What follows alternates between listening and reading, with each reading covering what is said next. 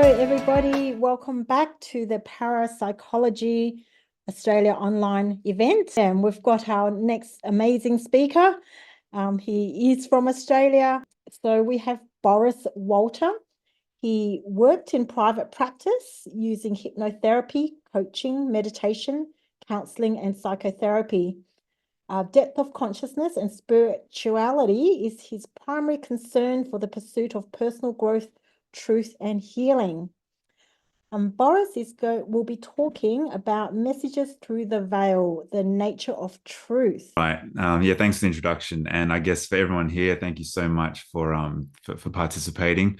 You all must be interested in the other side, whatever that means, all crazy people of some sort, trying to justify our fear of death and making stuff up. Well, I will get my screen up and we'll see what happens here. It'll be an hour chat. There's just so much experience and content that I've gone through, but I've just taken a few highlighting parts. How about that?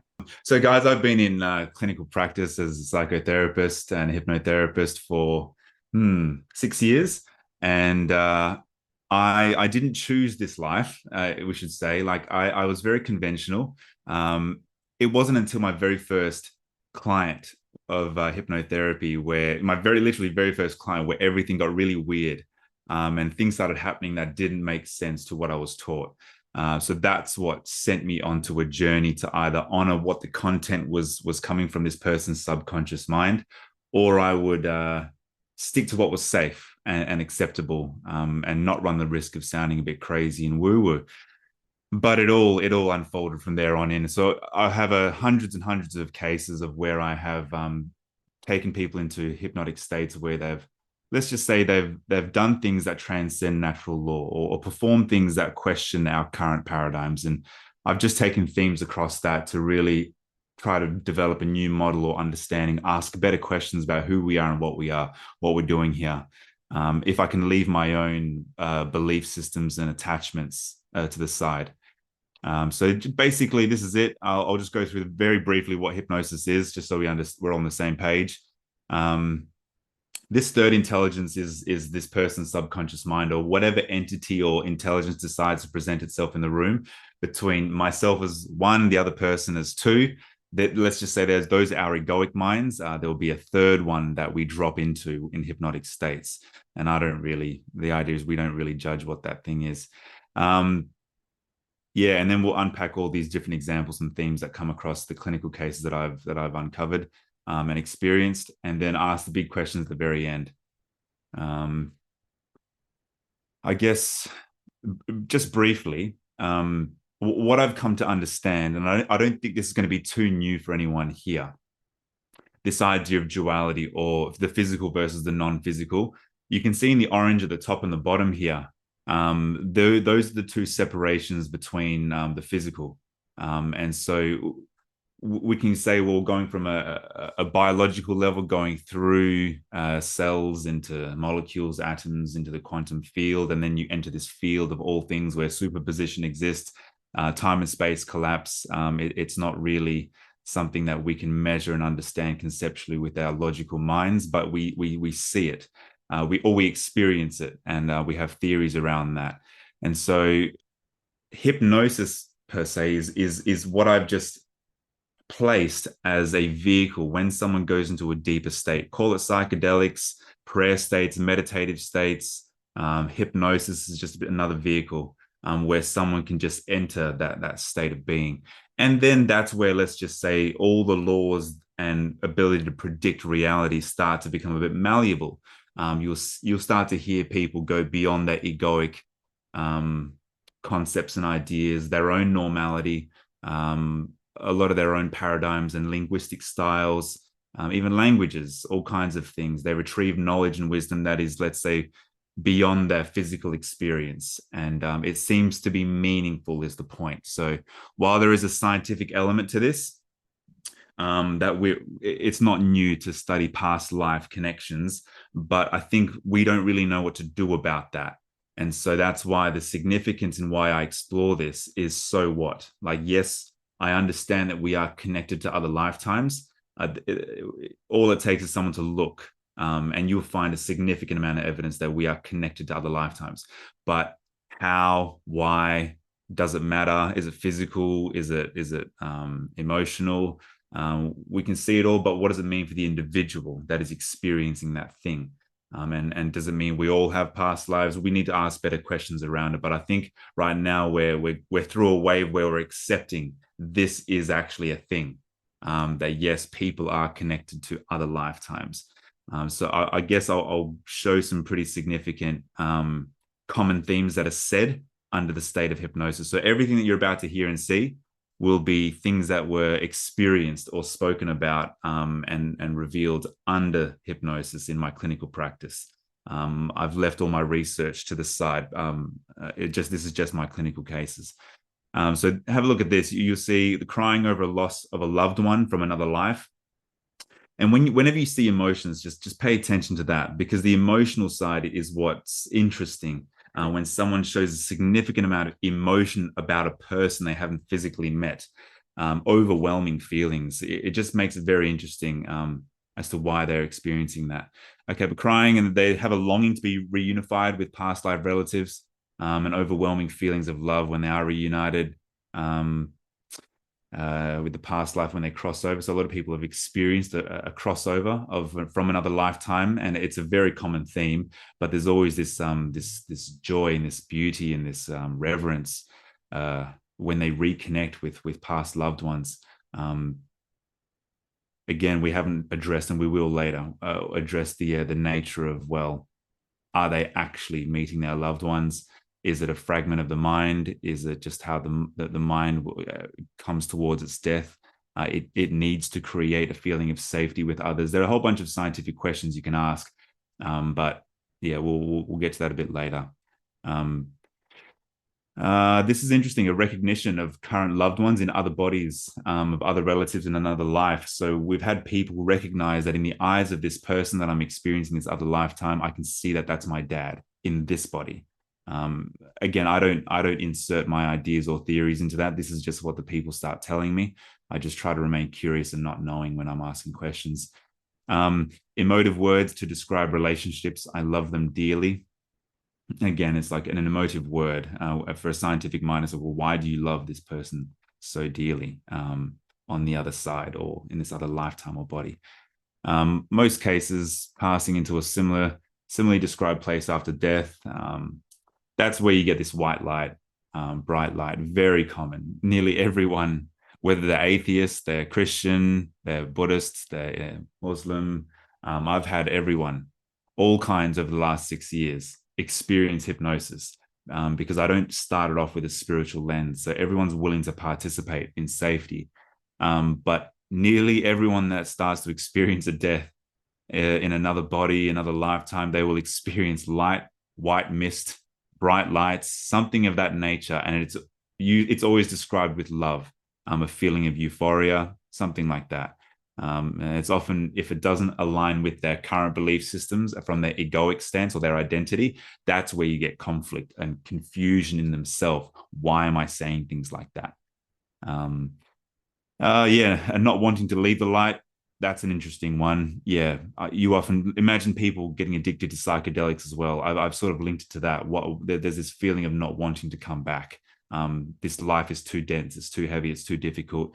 This love that they're experiencing is a preferred state, and there's this longing for someone on the other side to hold them a bit longer.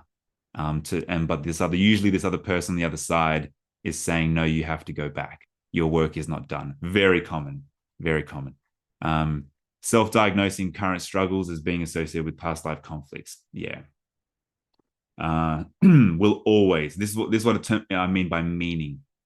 This self-diagnosing current struggles is where they say, well, Boris, I'm in constant relationship struggles with men. I seem to self-sabotage, or say I've got a certain pain in my body, or whatever it is that this karmic or psychological cycle that they're going through, you'll always see some association with the past life. So rather than thinking of a past life as just this random area that you can just go exploring for the sake of it, it's an infinite amount of memories you'd be tapping into, right? But there's a significance as to why this individual is going to this particular life. And it's always to do with some meaning or association with what they're currently going through. So it's not random in my experience of why they're going to a particular death. Overcoming current life psychopathology and chronic pain after past life regression. So this is where we see people healing. People randomly start healing when they wake up from these, and they say, "Oh, that pain in my area is gone." That's an interesting sort of thing that's come through. And I've called it thirdness, guys, just because thirdness is like it's like in humanistic psychotherapy, it's this idea of the I-thou relationship, where it's like there's me, there's you, and then there's this third thing. But rather than saying it's just a relationship or the consciousness that we share between us in some humanistic way, no, I think the thirdness should be honored as I think the evolved, revised version of thirdness is the honoring and the recognition that there is an intelligent part of the client that knows things about them more than their egoic awaking state. And if we both give allowance and permission to it, it can give us profound wisdom if we don't try to grab it and need to know what it is. Just listen, and it will give you some profound knowledge of what's going on in that person's life. Here's getting to some cases here. All right. So I'm going to run through a whole bunch of cases here. This will just show a whole bunch of variations of the different kinds of entities that we could meet and the different kinds of themes. So I'll go through these pretty quickly, just to give you guys an idea of the amount of variation we get. So I've changed all the names. I've kept the ages that are the same, but I've changed the names and the content's the same.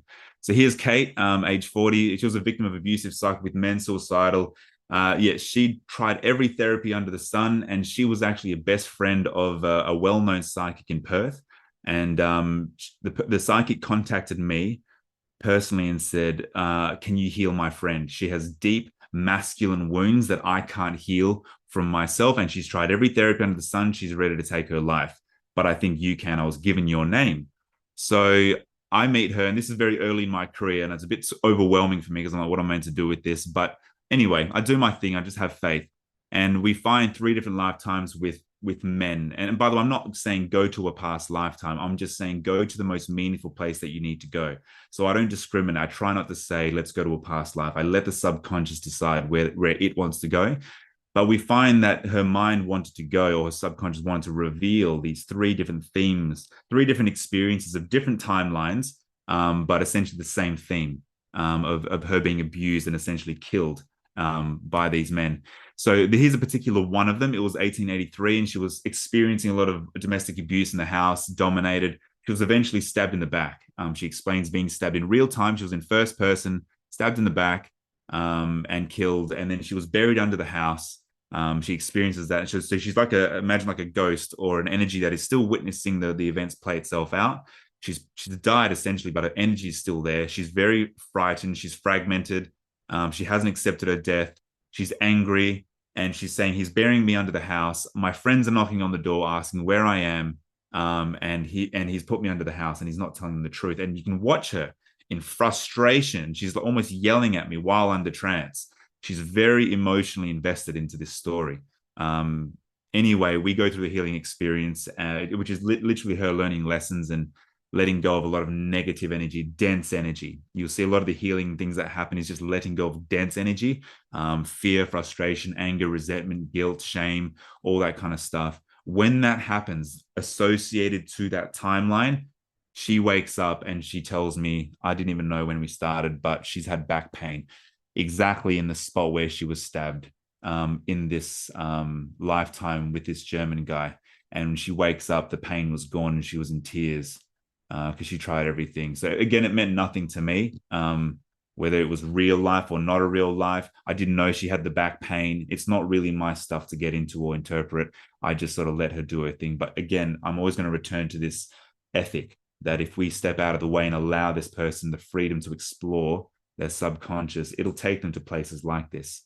So here we got Jake, who wasn't Jake, but yeah, this guy was very dense sort of person in terms of aimless, A lot of resentment towards his parents, aimless in life, didn't know what he wanted to do, very nihilistic, no spiritual inclination, as I say here, and he was an atheist, no spiritual bone in him pretty much. But here he is, he drops in, and I didn't, this was the very, very beginning, so I had no spiritual inclination on myself either. I just took him into a deep trance. He went through some childhood stuff, and then he says, I just said, go to the place that you most need to go. And then he starts to explain this lifetime. I'm in this body. I'm 27 years old, he said he was. And he's in this gym. He starts describing his body, which wasn't his body, which is quite confusing for me because I didn't have any association to past lives at this time. No one really dropped into a past line. This is like my first one. And he starts explaining this life. And I said, what's your name? And he says, Jeremy. And I won't say the last name because, yeah, we potentially found it's a real person. But yeah, I haven't ethically explored going and tracking down the lineage of this person that he's uncovered. And he didn't want to either. It scared him actually. So, but he starts explaining, his name's Jeremy, last name with a D. And he starts explaining a succession of events through his life. I just said, okay, what happens next? What happens next? As we move forward and forward, he's explaining a life of suffering where he's isolated from his family. He's very alone. He's had to start again. He flees Australia. And then he finds himself in Thailand in some gym where he's just really had to develop a new lifestyle there. But fast forward, I just said, where does this life end? He explains that he's on a hospital bed at the age of 72. And his wife, Susan's next to him, holding his hand on the left-hand side. And he was very emotional at this point. Like he said that he was accepting of his death as he was coming close to it. He knew he was dying. He said heart failure. I said, do you have any children at this point? He says, yes, Axel and Chris, and I love them dearly. And for me at this point, because I knew this person as a client, a counseling client, this was very odd, very, very odd for me and him. And he didn't know at the time, he was just in it. There was no question, but for me, it was like, this is very out of character for him to be explaining this and show this level of emotion when he struggled to show this level of emotion with his own family. But here he is showing this love that he's been so detached and dissociated from to this other lifetime, this other family. So I'm just following, I'm leaving my stuff out. I'm just following him. And I said, okay, is there a date? He waits about 10 seconds and he says, yes, September 11, 1981. And at this point, I said, wow, okay, so this is not a future projection. I'm trying to calculate where's he making this up from. I didn't even consider that it was realistic.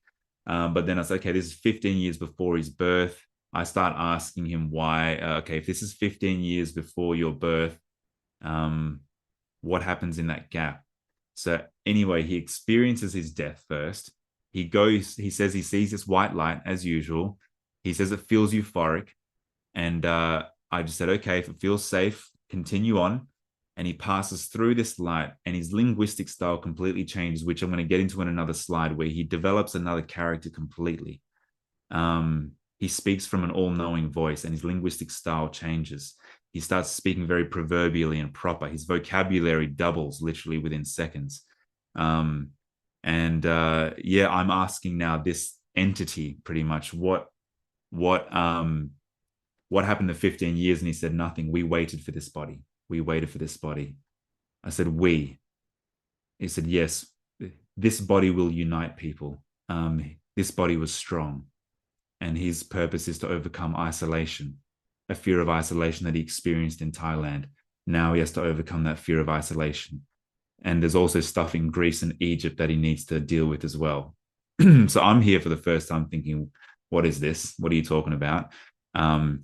If you're we, you're saying we and he, all coming from this one person's voice. I said, who are you then? Who am I speaking to? And he said, Kleinheid. Was the name, in which I'm going to get into after. Kleinheid is what he described as an ascended master. And remember, this is all coming from this guy who had no spiritual bone in him at the time and no research into anything either. But what we uncovered through experimentation was pretty profound. Anyway, this all ends. I'll get back to Kleinheid in a moment. This name was found, a very accurate life was found in the death records. But it actually scared him. He didn't like that because it was against his current beliefs. So we left the whole thing and I didn't really approach it. This was all very new for me at the time as well. And I sort of just moved on and said, I don't really know reality. It was one of the most humbling experiences ever, because this entity that he started embodying became psychic. He knew about my life. He was telling me all things about myself as well that he shouldn't have known. So it changed everything. And that happened 5.5 years ago. And then it all unfolded from there. We had, so this is interesting. Look at this concept of mental blockages. I'll take you through this dialogue real quick. So Emma's 27. She's a very intelligent person. She gets an image of her little girl, her younger self, age of 5, giving her this little heart candy. And then she's asking, why are you giving me this? Because it was bleeding as well. Why are you giving me this? So it's symbolic. And then she says, I don't know why. I thought you need this. This is what the little girl says. And then she also says, a cold heart needs warmth. You just listen to the profound sort of symbolic language as well. Like, why is this little child speaking in such a way where it's almost cryptic as well? It wants you to read into it. It's luring you into the discovery. Anyway, warmed and weary. It's giving you little pieces. And then says, it's your heart. I took it and I'm bringing it back. Right. So here's imagery, but it's her subconscious taking her through a deeper meaning if she stays with it. Then she gets a flash image of a man in a snowy location, and he's leaning on barbed wire fence. He's quite apathetic. He's a prisoner, and it's a feeling of a relative at the time as well. She doesn't really know what to make of that at this time. And she asks permission, can I speak to you? And then this guy leaning on the barbed wire fence says, I am your writer's block, because she came in struggling with a writer's block. As a creative writer. And then he said that my work isn't finished yet, which is blocking you. Why am I blocking? He essentially said, because writing will get you killed. Well, the rationale was, we found out it's obviously not rational to her life, but to his life, he was killed. And that's what he told her. I was killed for writing. And we find out he was around during the gulags, the World War II, and yeah, he got in big trouble, and he went through a lot of pain and suffering for writing something. And so she was connecting to this lifetime for some meaningful reason, and it was connecting to her writer's block. She couldn't write because of, let's say, a past life entanglement that still believed he would be killed for writing freely. Again, it sort of just has to take the meaning of it. And then it's like, well, so what? That it always leaves me with the so what. And then it go through the healing. How do we let this go? Well, we heal this guy, essentially, is where we went. That's just the origins of the memory. But essentially, when we heal that is when the block starts to get lifted in her as well. Sometimes it wants us to deal with it in another lifetime, which is fine. I'll just go through we don't really need to go through this part, but this is very common that when they start having cathartic moments or healing, they'll get a loved one come through, and she starts to recognize her grandmother come through. And this feeling of she failed at death and she couldn't save the people she loved. And then that also was in her as well. And then her mum, her nana comes with this loving voice, which is very, very common. It's all okay. And then her godfather, come on, kid, keep going. She's hearing it from these entities, or the spirits, to say, of these beings. And then she said there was a third one there which she couldn't see and didn't know, but she's just saying it's not your fault. So just an interesting idea that you'll get these voices of absolute encouragement, which, yeah, just loving, very loving beings. Yeah. This is interesting how the higher self. So a higher self is just the way we might describe a voice of all knowing. It's a part of you. And this one happened to just connect to a witch of that time as well. So Julie, 33, she's given this image of a castle with My Little Pony, which is, it's very young girl fantasy type naivety, was the feeling she got. And she described as ridiculous. And then her higher self, or someone in her mind, I think it was like her defense mechanism, saying, we tried to give this to you. We helped build this with you. It's a fairy tale. Think of it as a dissociation, where someone creates a fantasy of their mind as a means of survival, of trauma or conflict that they can't resolve. And so that's where my mind was going with this. And I think it's where what the voice was trying to say. She eventually related to her ex-boyfriends. They became very difficult for her. Again, saw the top half of their body floating. Was it symbolic? I don't know. Connection to a physical body. Yeah, she started getting cold hands, tense knees, and the womb was empty and heavy. So that will later on link to fertility issues in another body as well. But the desire to let go of this feeling, this tension, it's fear. There's a desire to let it go, but afraid. This is very common. You have the option to be free, we say. Let go of your fear, but no, there's this fear of letting go of fear or symptomology, tension, stress, because it's actually blocking you from taking on something difficult. So it's like your symptomology acts as a barrier of safety for you, so you don't have to take on a life task, which is a very Adlerian psychology type concept. But this confusion around the sexuality piece, she said, this is her voice from above saying, if we let go of that fear or that tension in the body, then we don't know who we are or who we might love next. And so this was like, again, so it's a fear. It's serving a purpose. And then it was showing her this card of black and white backward and forward. And it's showing her, and the voice was too black, too white, too black, too white. And essentially just saying that the voice literally said to her, you're not asking the right questions of yourself. What does it say there? I'm going to move this. Yeah, you're going to the extremes. Am I gay? Like she's asking her questions are too absolute. And they're saying it's not ideal to be asking questions like that. I'll leave that there just so we can move through it. But essentially, her boundaries were crossed a lot when she was younger and experienced in other lifetimes, and it's just created a split, which we know psychologically.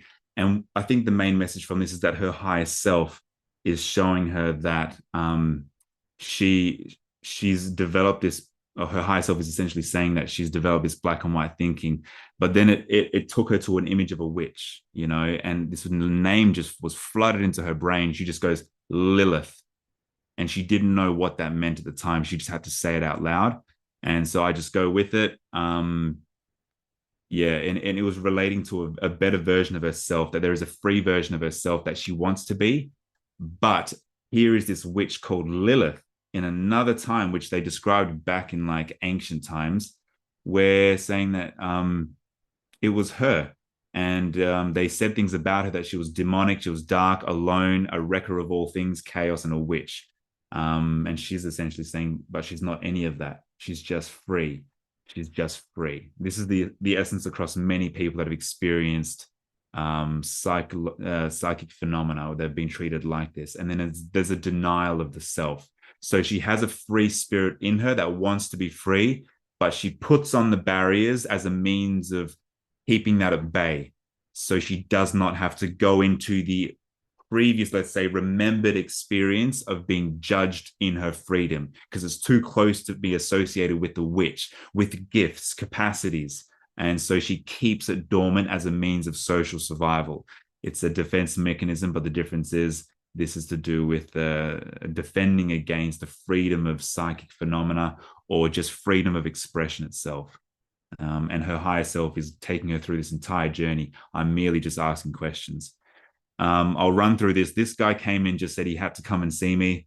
He didn't really know why, but he's had some weird things happen to him. But just look at the statements here that came from his highest. He dropped in really quick, a really deep hypnotic subject, and he dropped into another voice of reason and wisdom very, very fast. And he was speaking to me and to my client. And so his words of wisdom was, be without judgment. 99 of your problems will go away if you tell the truth. You are way stronger than you think. Your mind is only at 1%. It's your journey to unlock Raj. And he was also telling that to me. It is part of my task as well, that I need to help unlock him. Then he tells me, they're asking me that you have to write this down. They're telling me that you must write this next part down. So I say, yep, got my pen and paper. Go ahead. And so he says, yeah, if you just read there, speak the truth as much as you can. Be authentic. There is no overwhelm. It doesn't exist. All I have to do is do. Action will reap rewards far better than thinking about it. Past life content was just an experience. Do not let the mind convolute different scenarios. Take the thought and experience it, good or bad. Emotions are harder. You feel more than usual. He's talking about his sensitivity. You feel more than usual, so you must regulate daily. Meditation, walking. It's just given him his tasks, pretty much of what he must do. I have hereby served all my karma, and I am free to choose my life that I want and create that into reality. The cord is cut. Why I put a question mark? Because he almost didn't know what he was saying. He knew he was saying it, but he was caught between this other personality, and he didn't know what the cord is cut meant. But he was just saying it. So again, he's using terms and concepts that he was unfamiliar with. But essentially, he just allowing his body the freedom of expression. And then it told me that that message had to be written and recorded because Raj tends not to believe and he doesn't listen to the messages. And then the gift, they said, we're going to give him a gift of perfect vision when he awakens. And when he woke up, he rubs his eyes. And I remember him blinking and blinking, looking around my room almost in confusion. And he's like, there are so many more colors. And he was almost like confused by that in this moment, he had this capacity to see more than what he previously could see with his physical eyes, which is very interesting. Again, I'll just brush over this because loving entities is the most common thing. Past loved ones, sometimes angelic type beings, sometimes they're human, sometimes they're not. But you'll always, always, always, if you do something of a courageous act towards facing your fears in these hypnotic journeys, you will eventually, most of the time, come across this entity. If you're deep enough, someone wanders in, and it's like the perfect words that this person needs to hear. Let's just say if they could design the perfect advice that they needed from an all-knowing being, it comes through these entities. So it's like just apply what you've been told. It's so simple. And there's such a strong sense of knowing in these people that when they get these messages, it's usually with a lot of emotion too, because they're seeing grandma or mom or brother for the first time, or there's this angel that like showing him this feeling of love like never before. So there's always this emotional submission of safety as well, which allows them to open. And in that openness is where there's this knowing that when they receive these messages, they know it to be true. And it's like, get on with that thing over there, forgive that person over there. You can let go of that guilt for not being there at my funeral, not at my death, whatever it might be. There is a knowing and there is an acceptance of whatever that message is. And let's just say me or anyone else in their life at that time couldn't have given them that same message for it to be felt the same way it was in this hypnotic states. It's as if it's the best source of advice and wisdom is in that state when you encounter these loving entities. It's only up to your ego when you emerge, are willing to hold the belief in that message. The negative entities, I don't want to spend too much time on that because I've experienced this. Always comes up as a question. Boris, do you experience demons, possessions? Yeah. The question is, let's just say the image of what we would expect. It's been theatrical maybe 2 times. So it's not very common, it's very rare, but you'll often get voices come through of darkness sometimes. And it's like, they don't like that I'm there. They don't like that I'm helping this person. They tell me that they're feeding off their light. Sometimes they just say that they're also traumatized as well, and they're lost. Often they'll say that they're lost, and this is all they know to do. They don't know any other way. And it's like they found a light. They're in the astral plane, and they just found a light, and they need the light. They want to go back home. So they see the light in innocent children, the innocent person, and they will engage energetically in some way. And if they're more malevolent, they try to insert ideas of fear that they may have experienced in other lifetimes as well, the accumulation of many memories of darkness. When you encounter or engage with them, you will start to adopt some of the qualities of these people, these thoughts, these fears that might not have an irrational thing, but you'll apply that lens into your world if you allow it. So yes, people have come to me with where they've dropped in and we've found that there is an entity of a sort. There's a way to conceptualize that sensibly as well. Maybe we'll do that at the end. By the way, one of those negative entities, yeah, they were really swearing at me. Boris, we don't like what you're doing here. This is bad. And you can have this one, mean like you can have this entity that you pretty much uncovered in this person, but another voice came through, like an authority of that entity, and was like, we will send more. We will send more. And I was like, okay, mate, you can send more. I'll see you on the next one. So there's a weird, darker realm as well, but I don't want anyone to be afraid of it, because it really doesn't affect us if you don't allow it to. We have more power than we think. So that's the main message. This is interesting. These are voices of authority. So Rose was a person that was a very reputable psychic. She's never let anyone facilitate her in any way before.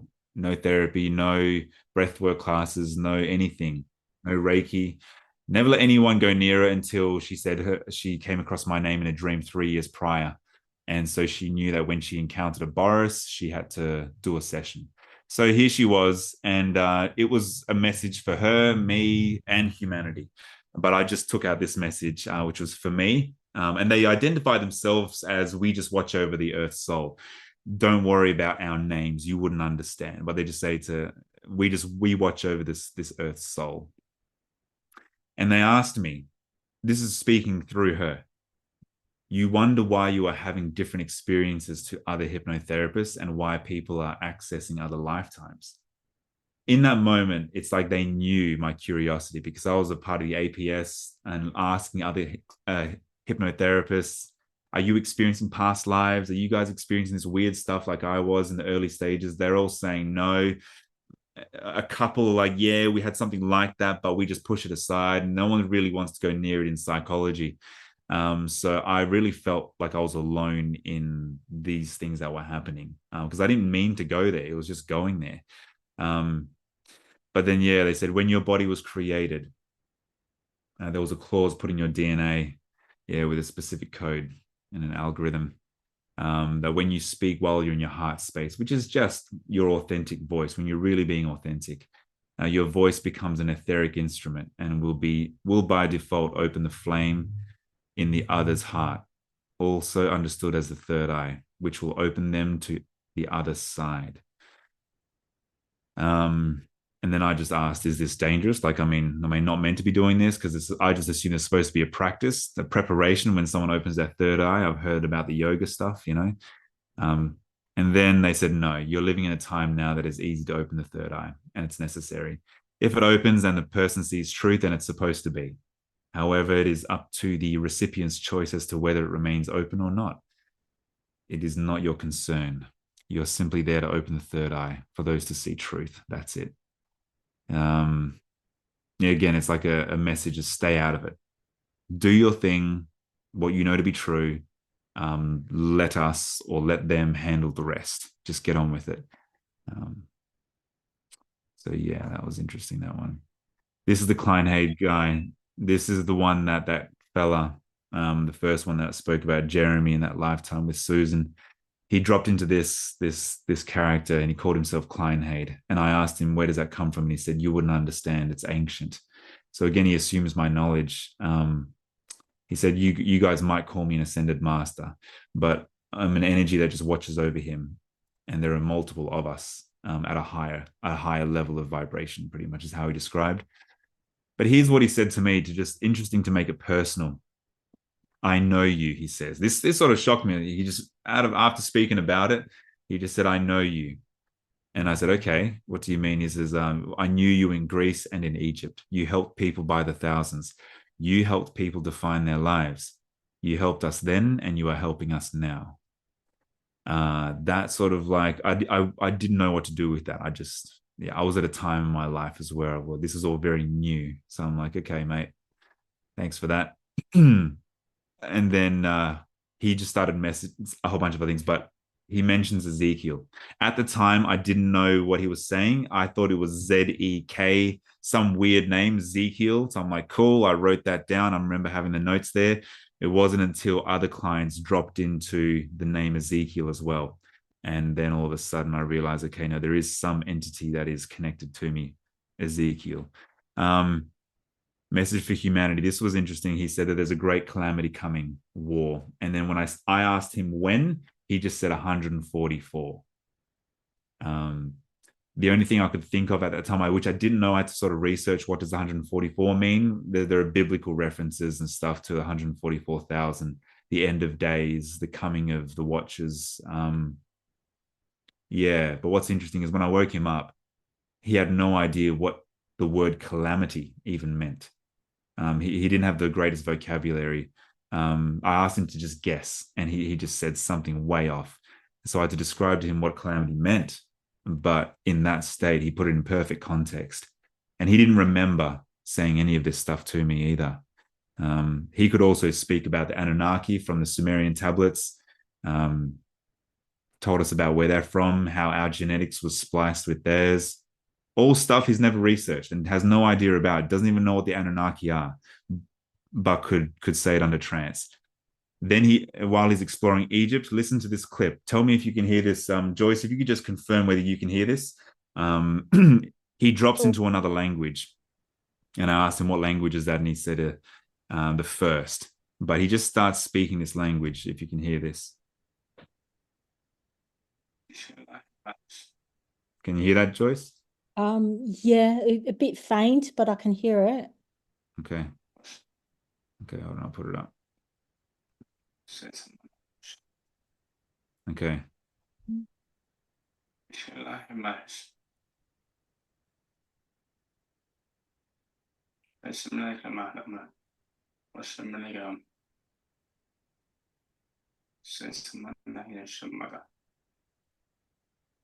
So that's him. That was a 21-year-old bogan Aussie fella who has not much spiritual inclination, starts speaking that language, which, interestingly, a professor of ancient linguistics, which didn't want to be named public, said he said it most resembled ancient Egyptian, but it was definitely Mesopotamian, he said, of origins.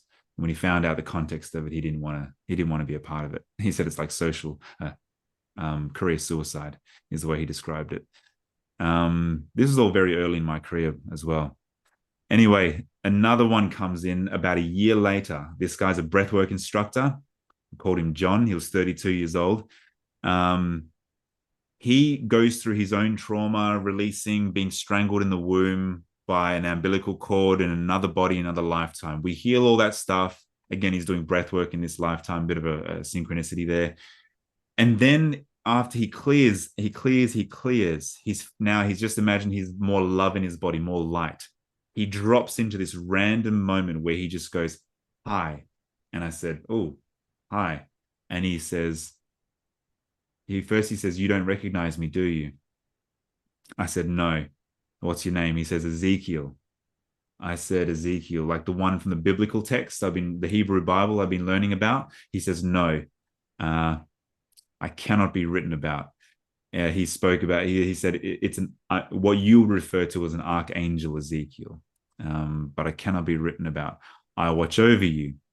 I have a message for you. I don't have long. And what I think he meant by that is that my client's body couldn't contain the energy of this consciousness for long. And then his message was, your thirst for knowledge will consume you. Be still. You already know all you need to know in this moment. It's written in your DNA. Meditate. And he said, just be still. He confirmed that. And then I asked him about a particular path that I was divided. And he says, your path is not separate. Your path is one. And then he said, I must go. Your client's heart. This is about the 50-second mark of this dialogue. And he said, your client's heart. And I could hear the urgency in his voice. And my client sort of came back to it, opened his eyes and just said, he said, dude, my heart feels like it was racing 1,000 beats a minute. He goes, I actually thought I was going to die. I actually just thought I was going to die. That was scary. And he goes, that's weird. He goes, I remember speaking. I remember my mouth moving, but it's as if I was in the distance, somewhere in the distance while this thing was happening. And the message was perfect at that time, because when all this weird stuff was happening to me, I was excessively looking in books to validate the right way to approach this practice, because I'm what am I? I'm just a psychotherapist. What, I can't be a spiritual voice. Or who am I? I'm only new to this industry as well. A lot of imposter syndrome. So I was excessively leaning on degrees and people of influence and pioneers to justify and use their methods and jargon to operate. But it was, let's just say, overwhelming. And this voice just came through and said, no, pretty much trust yourself and just go ahead. Here we got for humanity. This where we're coming close towards the last few slides here. This is interesting because these are the voices that are like come across as all-knowing, and they give us messages about humanity.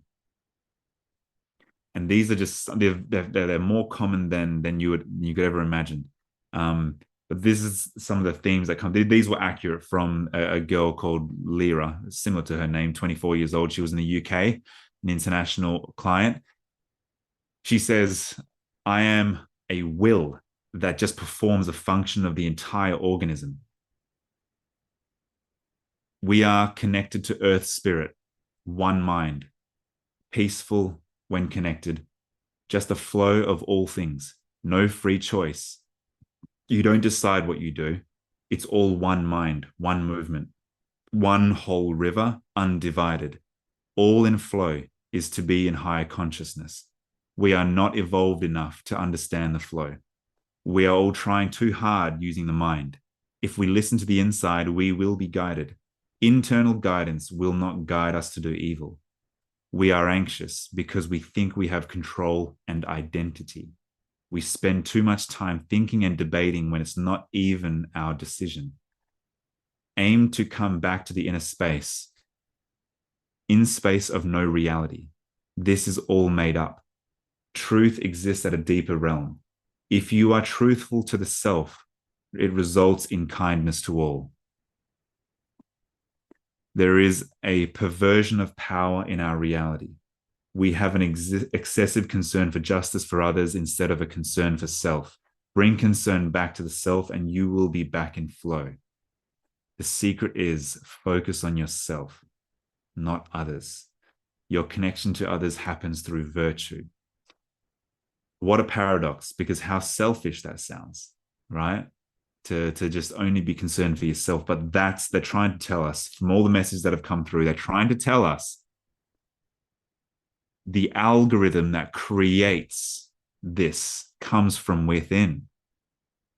If you excessively try to design yourself for another, you will by then default be adhering to a social philosophy, a social belief structure. It's egoically driven. It's like we get it, we're partaking in a game of people, lots of groups and interactions and the illusion of separation. But to remember yourself or remember truth is to come back and recognize that if I seek love from the other, I must find that love within. You don't get to jump the algorithm that happens within you. This message has come through probably close to 100 times in the last 6 years, through different people in different languages, different ways. This was Rose. This is that psychic lady that gave me the message about my voice. She says, look at how similar it is as well. This reality is not about you, humans. You all take it too seriously and too personal. Too personally. You think it is all about you. It has nothing to do with you.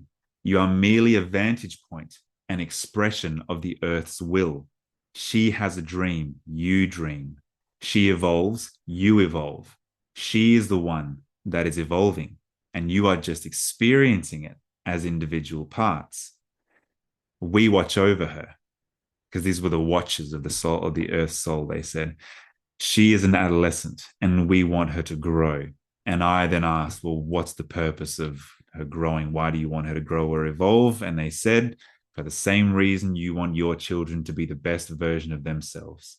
Remember, you are just an expression of the higher will, which means the pattern that we experience of wanting to raise children is just a fractal extension version of the earth's will, the soul and the dynamics of relating to higher vibration entities, consciousness. It's just another fractal pattern. But they said, you're only experiencing what we are and the way we evolve. You're just an extension version of that. And so you'll see us in your patterns.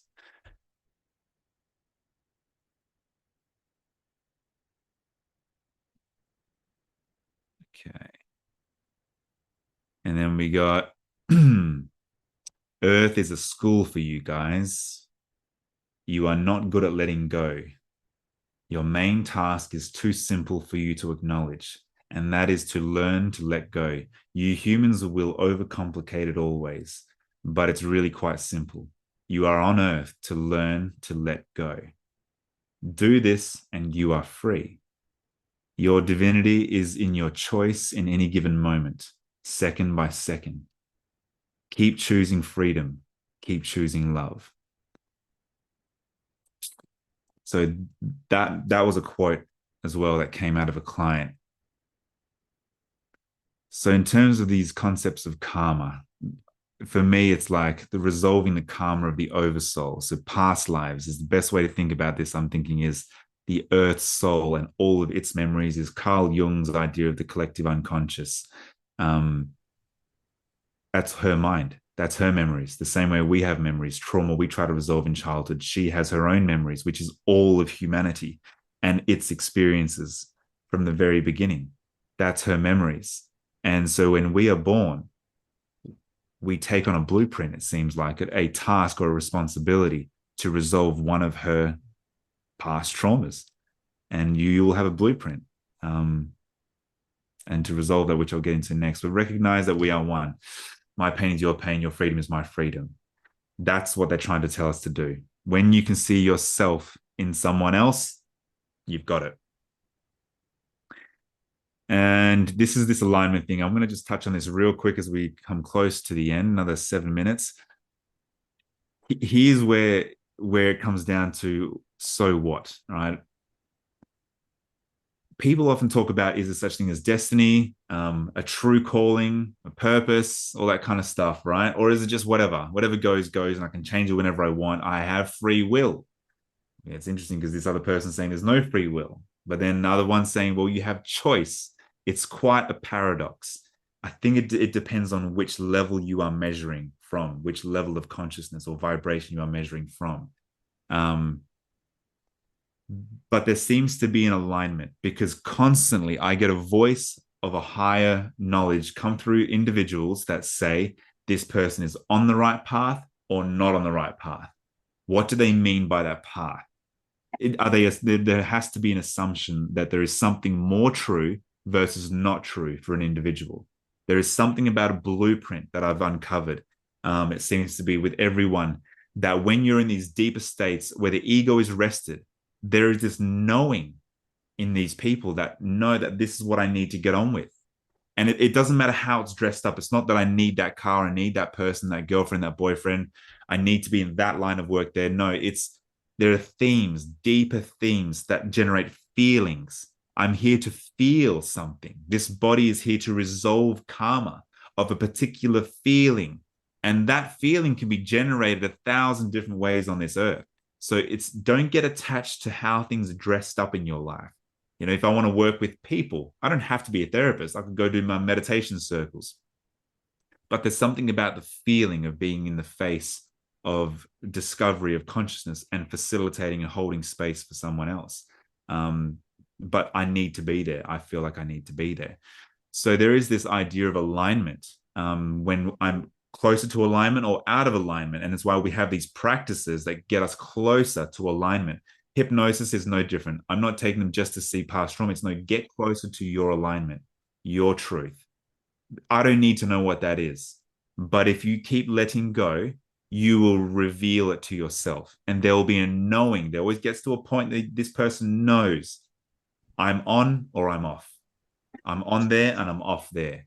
Okay, do more of that. Okay, yep, I know what I need to do now, but I was afraid of acknowledging. I complicated it with too many variables.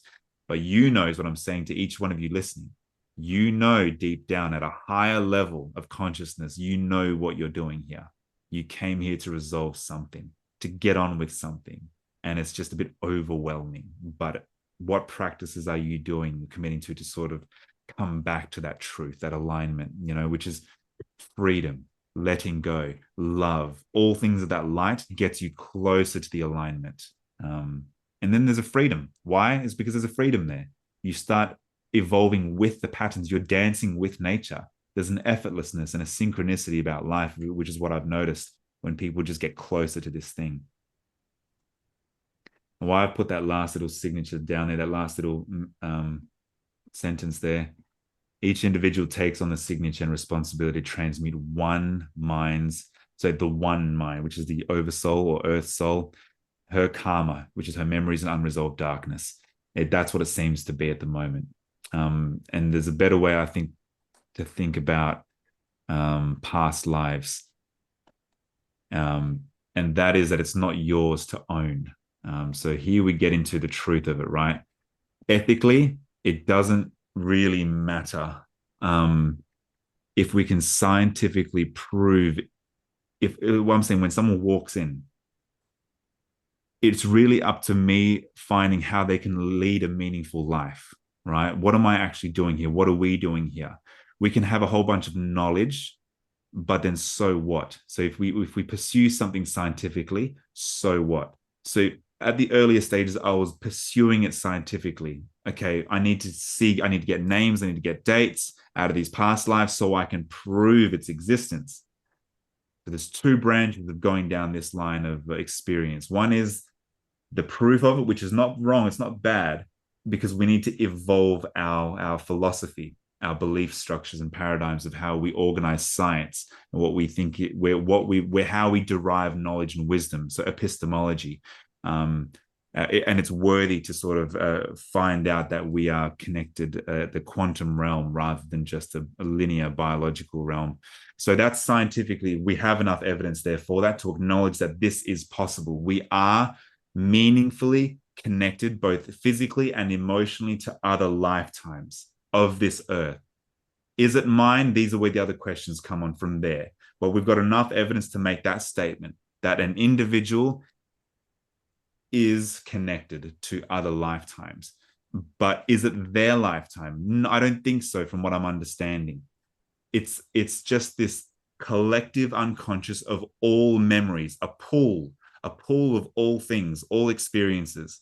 When you emerge physically into this world, you will have a unique signature that will just pick up one accumulation with, out of all the memories that Earth has ever had of the unresolved stuck energy. Your body will be born with the task to resolve it. It was not your past life. It was the Earth's memory of another lifetime. And it's your role and responsibility to wear it, to uncover it, to feel it, to make sense of it, to let go of the fears associated to it. And so you can evolve the earth spirit. You return that wisdom back home, back to the oversoul, back to the mind, the one mind. So I'm now sort of helping people not to worry too much about over-identifying with my life is this, and I was this person, and I was that person. And no, it's not yours, but it's at least you've definitely got blueprints within your body, DNA signatures that are activated to definitely be emotionally and physically connected to that lifetime. A vegan bowl. With Well done. A vegan bowl. I'll have one too, by the way. Yeah, so it just seems that your signatures, because we can get birth defects, we have tendencies, we have fears and phobias that emerge in people's body that have no rational connection to their physical body. So we know that you are connected to other lifetimes, but it doesn't matter. Ethically, it's like, let the subconscious mind explore wherever it needs to go. So if we're going the Freudian way, let's go free association, man. Let's go deep. Let's just ramble. Let's uncover the unconscious realm. I'd say to Freud, okay, let's not care or get caught up with whether it's this life or another life, because it just seems that if we get our own beliefs out the way, I'm not trying to push past lives or spiritual concepts. There's no education there. There's no agenda. If you ask very generalized questions about themselves, truth, fears, phobias, you let the subconscious mind go into a feeling of safety. The ego has no work to do. The ego rests. And then the subconscious mind does not discriminate. We're finding the subconscious doesn't discriminate between this life, another life. It's not for me to prove, unless I was going down the scientific pathway to show the existence or possibility that we need to acknowledge this as a potential for humanity. But we're already there. We have the science. It's already in, and we know that we're connected. But now, how do we conceptualize it? What do we do about that? How do we think about that? How do we talk about it? How do we language it? Is where we're at now.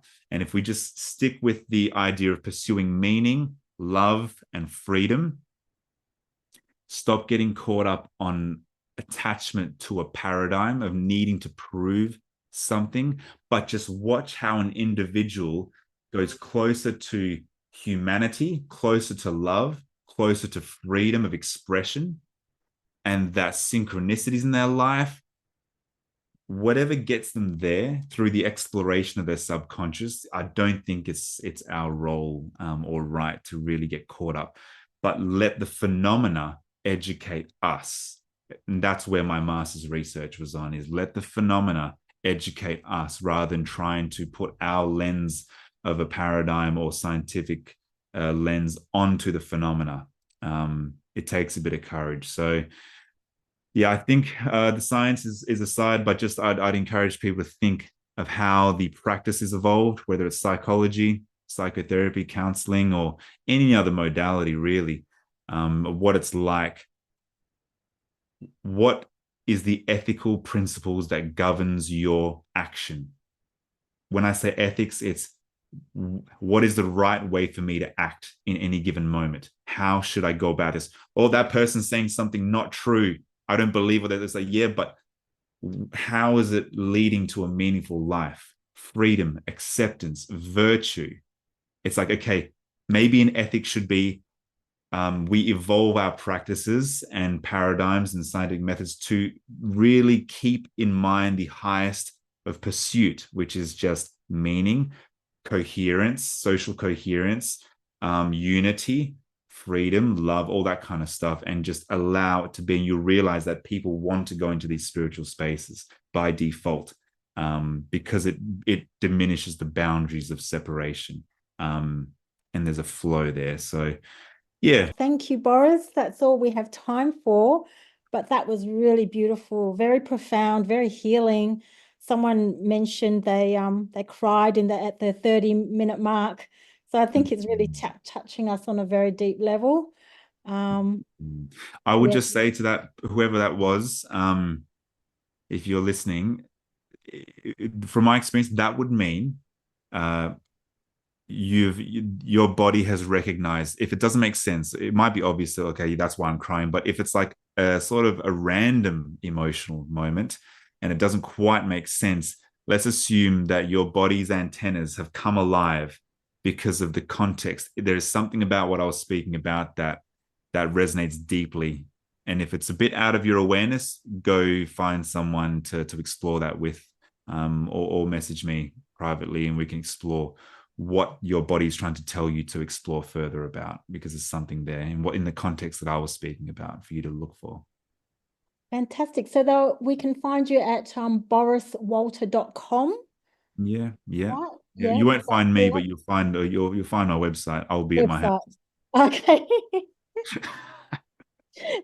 Yeah, to be specific. Yeah, okay. And your social media at Boris Walter Official. I'll put it in the comments. Yeah. And people know I do offer online. So all my client work now is online. I've closed the conventional practice and now it's just online, facilitating people, individuals and groups through these experiences specifically.